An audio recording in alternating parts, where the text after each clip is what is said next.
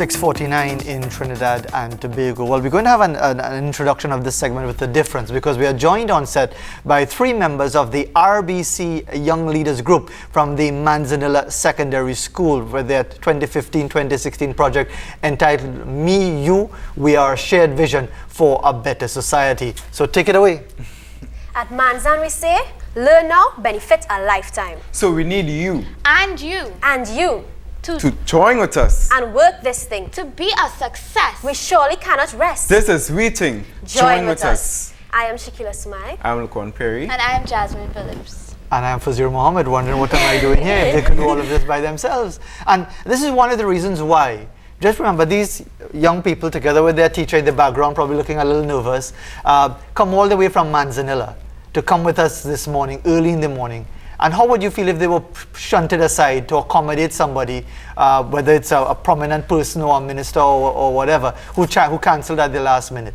And that's why we're really appreciative of these 3 young persons here with us to talk about this project from the RBC Young Leaders Project. Who wants to take the first question? What is this project all about? Who wants to respond to that? Well, the theme this year is Me, You, We is Shared Vision for a Better Society.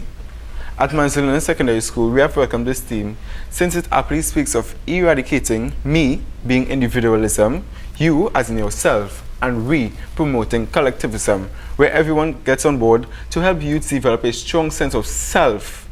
We have also realized in our country, and even in our school study, it's riddled with crime and also with violence. That's the reason why we introduced peer mediation in our project. And Shakila, you won an award last year, didn't you? Yes. Tell us about that. Most Outstanding Young Leader for 2014-2015. Congratulations. Thank you. It has been a wonderful experience. It's been educational because I've learned things about myself I've never known before. It's been humbling because I've realized that there's so much more things to learn.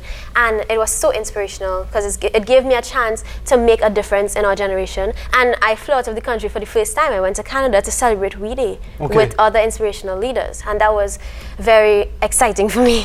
And what have you gotten from that experience? I mean, we just in the last segment we were talking about Mr. Best about life coaching and thinking of the possibilities, and like, what is your goal? What are you hoping to achieve in life?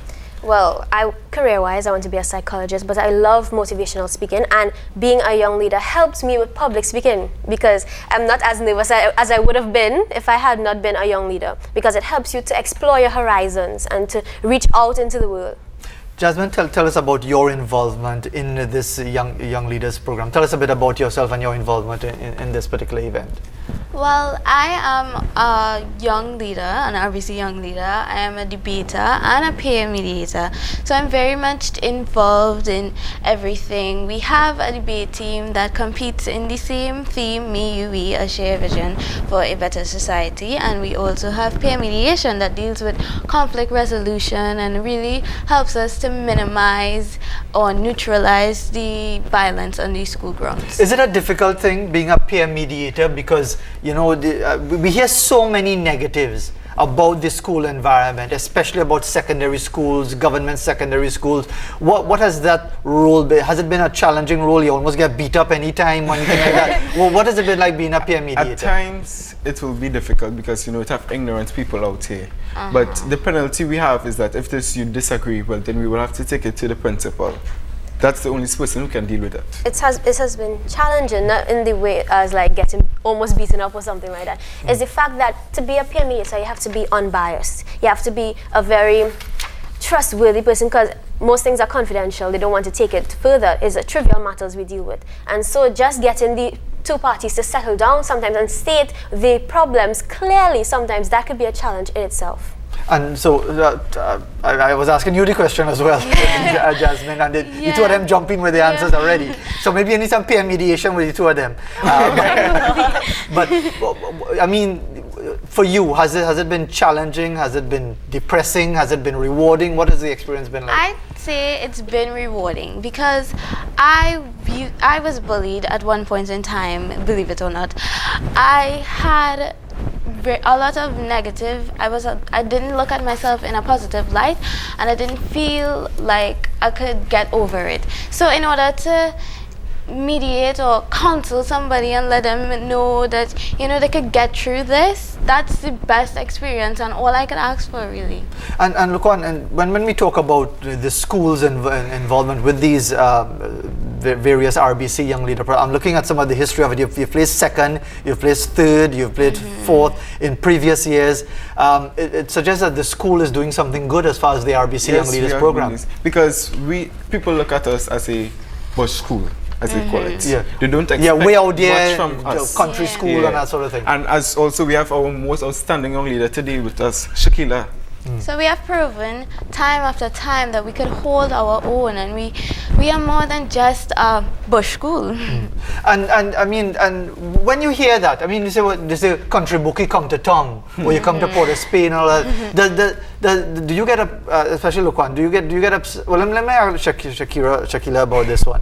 Do you get upset when you hear when people come from Manzan, from so far, and what did we want to be to work in agriculture and plant baji or something? What do you get from people? Well, you see, when I hear comments like this, it saddens me. It's really saddening to know that people can be so illiterate, and because they do not realize that because we are so far, we have to work harder, and therefore we have more success because we are pushing ourselves. We are self-motivated because we are always secluded or used as outcasts and so forth. So we do better because we are self-motivated. So Jasmine, tell us a bit about this specific project, the ones that you all are working on right now. How has it been going so far? It's going very well. We can't disclose too much about the project right now. Why? But well, because we want to win, and we don't really want. Oh, you don't want to give the competition any ideas. Good point. They might be watching right now. You never know. But so far we have helped with like beach cleanups because we have a dragon boating team. Yes, and Jasmine is on the team, so she'll tell you about that. So you all win the dragon boat thing in Chaguaramas the other day? No, but we have regatta coming up in next month. So I am part of the dragon boat team in the NEDBA Association, which is Northeastern Dragon Boat Association, and we train in Sally Bay, and the beach is dirty, and so in collaboration with the RBC Young Leaders of Manzan, we cleaned up the beach because I know what it's like to not want to work in a dirty environment. So it was a very pleasant experience. We got to bond with the RBC Young Leaders and the Dragon Boats. We become a partnership. And Luqman, in that sense, what more you want to add to this entire experience? Also, we visited the Manzan Health Center while a chronic disease clinic session was being held. We did spoken word, we performed midnight hour speech, and we spoke to the patients, and they were very shocked to see the youths coming to do this because they thought they were forgotten. And they speak to us and you can see the tears coming down from off the patient eyes because there's a big gap between the elderly and the youths today. Yes, go ahead. And that pushed us to also visit the elderly homes in our community, to reach out to them and let them know that we still care for them. We didn't push them to the side. We played games with them. We built bonds with them.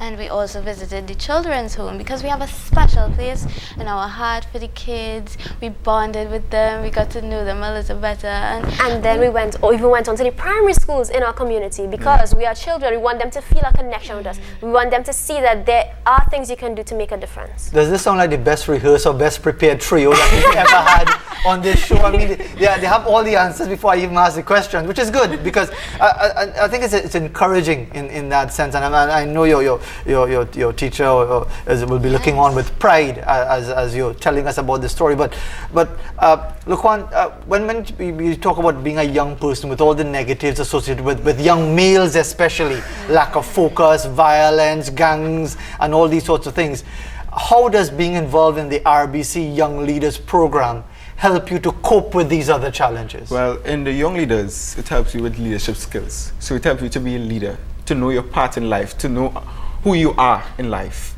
So most of the times the reason why they intend to be in violence is because they're following friends, and it's bad company that lead them to this. Before we conclude, we have just about a minute left. I want you all to do that opening thing again before we wrap up to go to Sure. Don't forget it. I want you all to do it again. But I'll ask the two young ladies for their final words on the program as well. Shakila, what would you say to other students elsewhere in the country who might be wondering if this program is something that they could also benefit from? I would say definitely, most definitely, because it helps with public speaking skills, it helps you with time management, it helps you to learn yourself so much better, and that could help you be the best leader possible that you can be. Jasmine. I think being around a lot of positivity, it makes you want to become a more positive person. At first I was a bit iffy about going into young leaders because my friend Nikisha, I remember her saying, look, you're in a negative place in your life, this could help you become more, you could be a more you could build more self-esteem, and it really helps me being around all that positivity, and I'm a more confident person. We need more of you all around. So before we go to the news, let's have that opening sequence once again. Take it away. At Manzan we say, learn now, benefits a lifetime. So we need you And you To join with us, and work this thing. to be a success. we surely cannot rest. This is reaching. Join with us. Well done. The three young people, Jasmine, Shakila, and congratulations on the award again last year. And Luqwan, the young man who's leading by example as well from Manzanilla Secondary, and making us very happy that we had them with us in the first hour of Morning Edition on this Thursday. News coming up, then we move into the second hour.